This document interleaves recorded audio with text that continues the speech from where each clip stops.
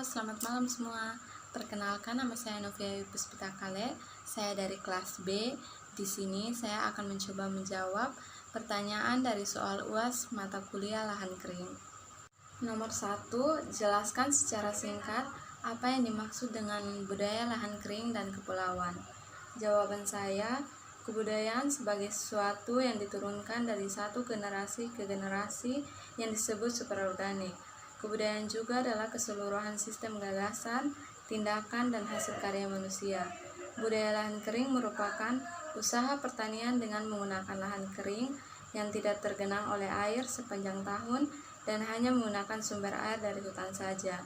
Sedangkan kepulauan memiliki lahan daratan yang terbentuk secara alami, bukan lahan reklamasi dan dikelilingi oleh air baik asin maupun tawar yang selalu berada di atas garis pasang tinggi. Kemukakanlah secara singkat bagaimana keadaan iklim yang berada di daerah Anda masing-masing dan tanaman apa saja yang cocok untuk ditanam di daerah tersebut. Ya, keadaan iklim di Pulau Sabu dipengaruhi letaknya yang berada berdekatan dengan benua Australia. Karenanya, pulau ini mempunyai ciri khas dengan musim kemarau yang panjang dan dengan curah hujan yang rendah. Dalam setahun hanya 14-69 hari musim hujan. Sejauh mata memandang, hanya nampak bukit-bukit kapur yang kurang subur, padi, jagung, kacang tanah, kacang hijau, dan ubi kayu. Nomor 3, sebutkan 10 tanaman umur pendek yang biasanya ditanam di Provinsi Nusa Tenggara Timur. Cabai atau lombok, kedua jagung, ketiga bawang merah, keempat tomat, kelima kacang tanah, keenam umbi-umbian, ketujuh kacang hijau, kedelapan ketimun atau mentimun, kesembilan kacang panjang, dan yang terakhir kangkung. Soal nomor 4, jelaskan cara mengelola 5 tanaman umur pendek yang telah Anda sebutkan pada pertanyaan sebelumnya. Yang pertama, cara menanam tomat. 1. Siapkan wadah penanaman. 2. Iris tomat. Ketiga, tanam irisan tomat. Keempat, pindahkan bibit tomat. Dan yang terakhir, biarkan tomat tumbuh. Menanam cabai atau lombok. 1. Penyemaian cabai. Agar tanaman cabai cepat tumbuh, lakukan penyemaian cabai untuk membuat benih cabai. Berikut cara menyemai cabai agar tanaman cepat tumbuh.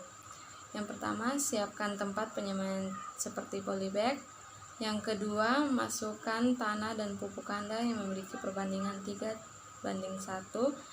Yang ketiga, lindungi polybag dari hujan dan sinar matahari selama 1 minggu. Kemudian, rendam bibit cabai dalam air hangat selama 3 jam.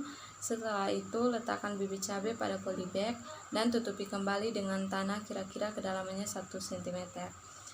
Yang berikutnya, tunggu hingga benih cabai berkecambah kurang lebih 4 minggu. Langkah selanjutnya, siapkan polybag. Setelah benih cabai tumbuh, pindahkan pada polybag yang sudah disiapkan. Pastikan polybag untuk cabai ini memiliki lubang yang berguna untuk sistem drainase tanaman cabai sehingga mencegah pembusukan. Yang ketiga, siram tanaman dengan air bersih. Cara menanam cabai selanjutnya adalah siram dengan air bersih menggunakan semprotan tanaman.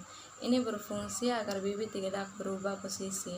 Lakukan penyiraman 2 kali sehari, yaitu pagi dan sore hari, agar kelembapannya terjaga. Yang keempat, pisahkan bibit tanaman. Biasanya setelah hari keempat, daun-daun pada tanaman cabai di polybag akan mulai tumbuh. Bila kamu ingin memanen cabai, pindahkanlah bibit cabai secara hati-hati ke dalam pot lain. Yang ketiga, cara penanaman jagung. 1. Memilih varietas. Sebelum Anda mengenal varietas jagung yang dapat Anda tanam, sekarang Anda harus mengetahui cara memilih varietas bibit jagung. Yang ketiga, penanaman bibit jagung. Yang keempat, pemeliharaan tanaman jagung. Yang kelima, jagung siap untuk dipanen. Keempat, cara menanam mentimun. 1. Penyiapan benih mentimun. Budidaya mentimun biasanya memperbanyak tanaman melalui biji. Cara mendapatkan benih yang baik adalah dengan menyeleksi mentimun yang pangkalnya kecil namun buahnya panjang dan besar. 2. Pengolahan lahan secara organik. Pertama-tama, bajak atau balik tanah sedalam 20-30 cm. Pada kondisi tanah dengan pH kurang dari 6, Berikan kapur dolomit sebanyak 1-2 ton per hektar, tergantung keasaman tanah. Campurkan dengan tanah dan diamkan selama 1-2 minggu. Berikutnya, penanaman benih mentimun. Tanamlah biji mentimun yang telah bertunas. Budidaya mentimun. Pada umur 3-4 hari setelah tanam, lakukan pengontrolan tanaman. Kemudian segera sulam apabila ada tanaman yang mati atau gagal tumbuh dengan benih baru. Pada umur 2 minggu setelah tanam, biasanya daun sudah mulai muncul. Berikan pupuk tambahan berupa pupuk cair.